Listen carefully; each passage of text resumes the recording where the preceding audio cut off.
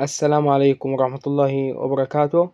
معكم حلقة جديدة من قناة محمد خالد، والنهاردة بإذن الله هقول لكم على أقوى خطة دفاعية لو فريقك أضعف من اللي قدامك أو فارق ملايين بينك وبين الفريق المتصدر في القيمة. هتهزمه وانت مرتاح، وعن تجربة هوريكم قدامكم. يعني هنا عندنا الفريق الأولاني ده المتصدر الدوري، هو الفريق ده اتهزم مباريتين فقط في الدوري كله من أصل 27 مباراة. هو الدوري ده كنت داخله متأخر، فلعبت المدرب ده ماتش واحد بس، والماتش ده كان في الجولة 29، وهزمت الفريق ده 1-0، وكنت مستحوذ على 51%. تزت أنا 4 وهو 3 فقط. هو كان مستحوذ في ضربات الركنية فقط، 4 مقابل ضربة واحدة ليا. هو كان بيلعب بخطة 5-4-1. رغم لو بصينا في قيمة الفريق هنلاقوا قيمة الفريق بتاعتي 777 مليون، وأنا كنت أقل من كده بكتير. أنا حوالي كنت 150 مليون. زي ما انتوا شايفين أنا في المركز الرابع في القيمة. ولو بصينا في جدول الدوري هلاقي الفريق بتاعي في المركز الخامس. أنا كنت دخلت الدوري ده كنت في المركز ال11.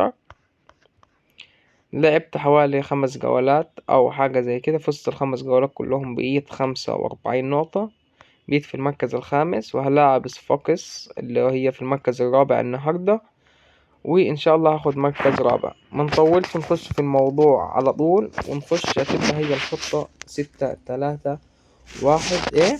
محدش يقول لي هلعب بالخطة 6-3-1 بي وايه رأيك فيها والكلام ده. انا بصراحة مش عارف تكتيك للخطة 6-3-1 بي، ولكن اعرف التكتيك بتاع 6-3-1 ايه، وهو من اقوى التكتيكات في اللعبة دفاعيا، وانا عارفه ولاعب بيه وعن تجربة.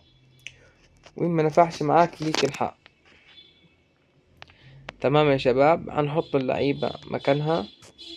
ممكن ال5 اللي ورا دول نحطوهم كلهم قلوب دفاع. هنشتري قدامكم لعيبة تكون دفاع عشان ما عندناش حاليا في الفريق. ممكن هنجيب ميليتاو، ونروح نجيب لاعب هجومي يكون ضعيف نجيبه اللاعب ده، ونجيب واحد نص ملعب. نروح بقى على الخطة على طول.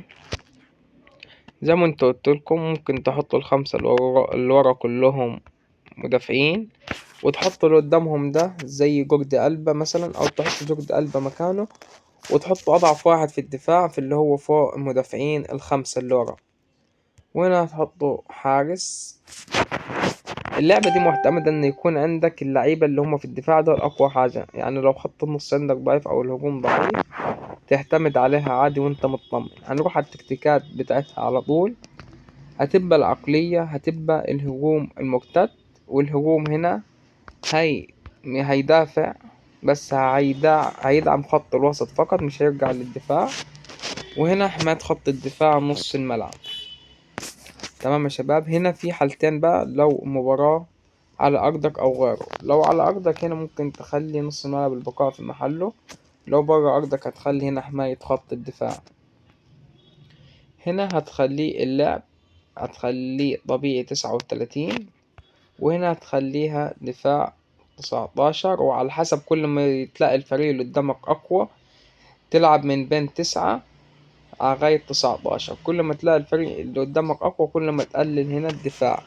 هيبقى دفاع بالسمات كل ما تقلل. يعني لو فريق أقوى تخليه 9، متوسط مثلا تخليه 15، فريق مثلا أقوى منك بحاجة بسيطة تخليه 19. وهنا أيضا هتخليها هنا 59. هتخلي إيقاع اللعب توازن هيبقى 59. وأيضا على حسب الفريق اللي قدامك ممكن تخليه 65 أو حاجة زي كده. هنروح على المتخصصون على طول، وهنا هنخلوه حارس المرمى لو هو كبير في السن. وهنا هتخلي المهاجم الوحيد اللي يشوت ضربات الجزاء ويشوت الفاولات. وهنا هتخلي أقوى واحد في نص الملعب بس يكون هجومي، عندنا فودن مثلا خليه يلعب الضربات الركنية. وهنا قد انتهى الفيديو، وأرجو منكم الاشتراك في القناة وتفعيل زر الجرس لكي يأتي لكم كل جديد. والسلام عليكم ورحمة الله وبركاته.